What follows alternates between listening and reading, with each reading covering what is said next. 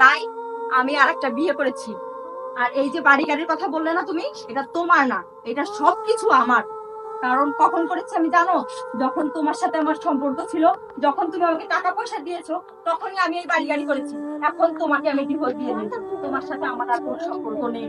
তুমি আমাকে ঠিকই ডিভোর্স দিয়েছো, কিন্তু সেই ডিভোর্স লেটারে তো আমি সিগনেচার করিনি।